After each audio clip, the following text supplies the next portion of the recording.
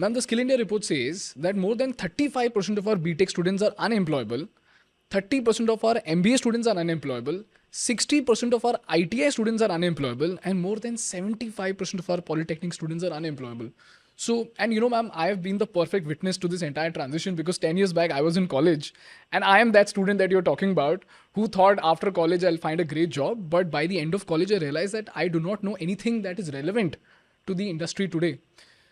And 10 years later, now I'm recruiting engineers and I'm seeing the same problem, ma'am. They're reading out of outdated textbooks, they're reading outdated concepts, and they do not know anything that is relevant for today's industry. So, ma'am, how are we solving this problem for the middle of the pyramid, which is our engineers and management students at least?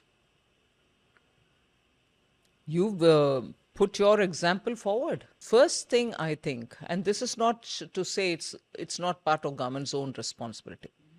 The drive that an individual has to recognize that this is not going to work out for him and he has to find a different thing. As I say, get your mojo back. How do you get your mojo back? Once you identify that you don't seem to have your mojo in a particular area, and if you have to acquire it, what is it that you have to do? And once you identify, there are now online or offline courses available for you to be able to equip yourself better. That is one. And second, peer group learning is something which I think till my college days, we've all benefited from. Today, the world is so fast. We think each of our mobiles will be our peers. No way. Yeah. Peers are those who will be able to sit with you and put you the context in which you'll have to search for what is missing in you. Those kind of interactions are now becoming very few and far between.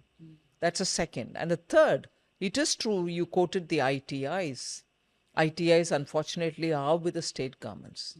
Many state governments in the last 30, 40 years have stopped investing in them. Why do Okay. you need to invest in them? Upgrade the tools, bring in newer tools with which you'll train the young person.